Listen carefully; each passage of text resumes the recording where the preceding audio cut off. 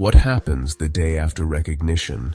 Not the headlines, not the celebrations, not the flags, but the morning after.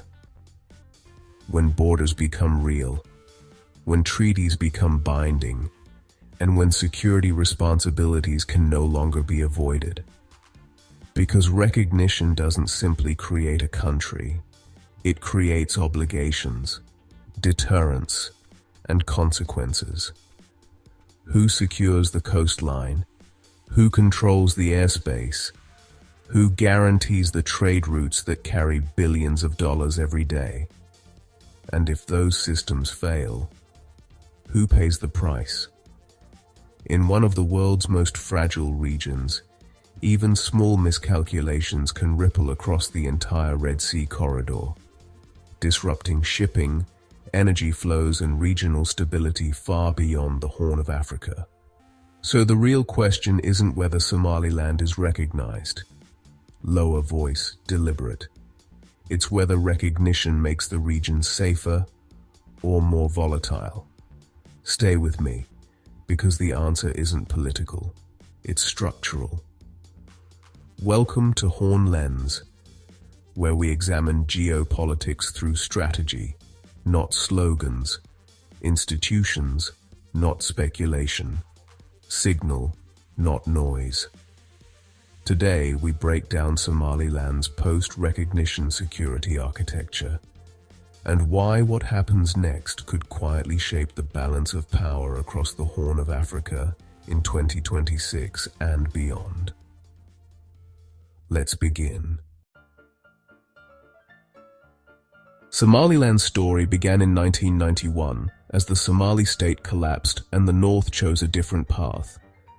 Elders declared independence, building peace through traditional reconciliation and self-reliance. Without international aid, Somaliland established a constitution, held democratic elections, and built a functioning economy centered on livestock and remittances.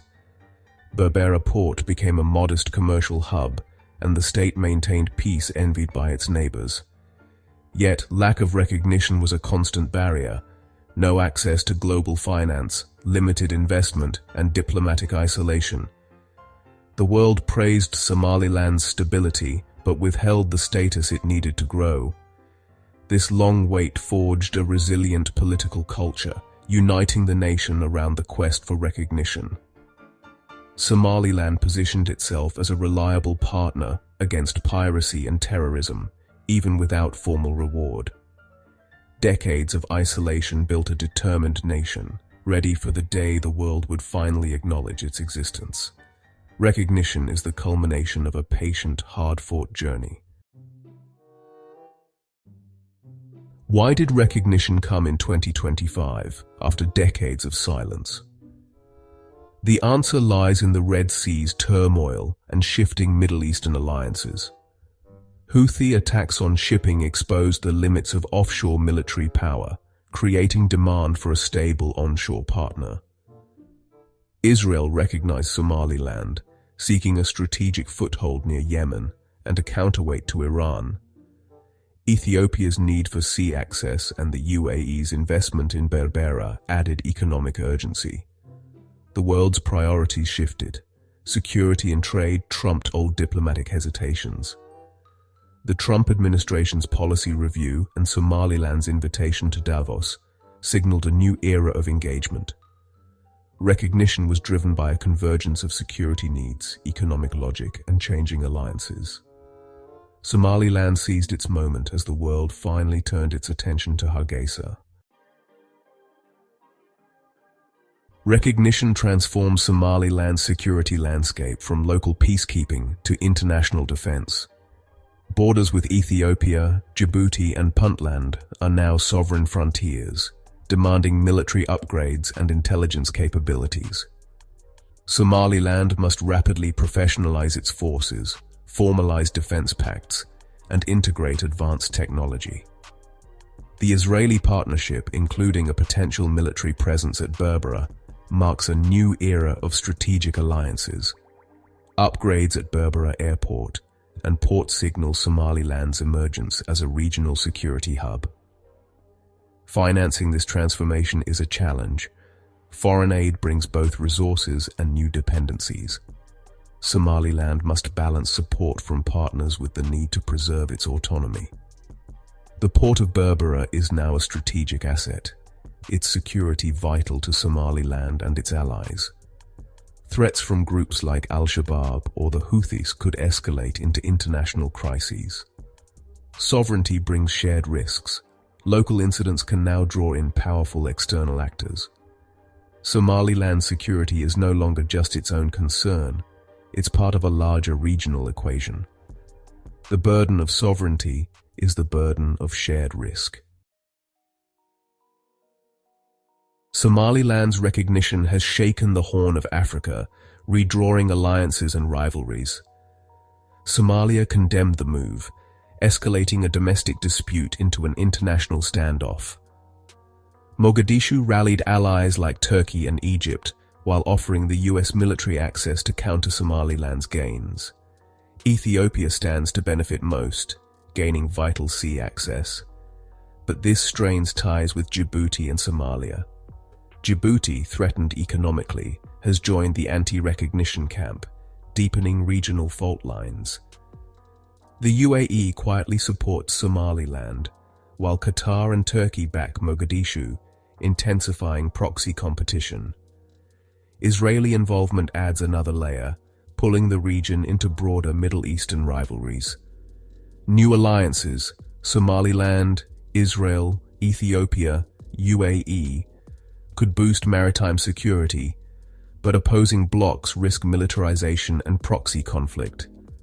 Somaliland is now a key player and a potential flashpoint in a polarized region. Its sovereignty has made it central to a new, high-stakes geopolitical contest. Despite recognition from a UN member, the African Union and United Nations remain cautious. The AU's core principle is preserving colonial-era borders to prevent a wave of secessionist conflicts. Recognizing Somaliland could set a precedent, threatening the stability of multi-ethnic African states. The AU reaffirmed support for Somalia's territorial integrity, fearing a Pandora's box of border disputes. The UN, constrained by member consensus and AU opposition, offers no path to full membership for Somaliland. Major powers like China oppose what they see as foreign military encroachment. Somaliland remains in diplomatic limbo, recognized by some, excluded from global institutions. Its status is a paradox, a sovereign state in practice, but a pariah in formal diplomacy. Recognition is a double-edged sword for Somaliland, unlocking security opportunities, but exposing new dangers. Sovereignty allows formal defense pacts, advanced training, and intelligence sharing, especially with Israel. Somaliland could become a regional bulwark against terrorism and piracy, stabilizing vital trade routes. But recognition also makes it a target. Houthis and Al-Shabaab have already issued threats. Attacks on Berbera could cripple the economy and drag international partners into conflict. Territorial disputes with Puntland are now international, raising the risk of interstate clashes. The region's polarization could fuel proxy wars, with external powers arming rival factions. Instead of peace, recognition could spark a new, more dangerous conflict. Somaliland must tread carefully, as sovereignty brings both promise and peril. The future depends on navigating these risks without losing the peace it fought so hard to build. As the shock of recognition fades, Somaliland faces its true test. Can it turn exception into example? Its recognition was born of unique geopolitical needs, not a shift in global norms. The AU's resistance shows that inviolable borders remain the rule, making Somaliland a likely one-off. Now its future depends on internal governance, building accountable institutions, managing foreign ties, and sharing prosperity. Somaliland must prove that internal legitimacy, earned through peace and democracy, can survive the pressures of global politics. The flag is just the beginning. True legitimacy is built day by day through just effective government.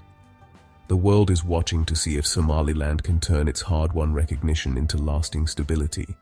The final test is not recognition, but whether Somaliland can deliver for its people and endure as a model of peace. The Horn of Africa is where power meets strategy. Horn Lens brings you the perspective the world is watching. Subscribe now.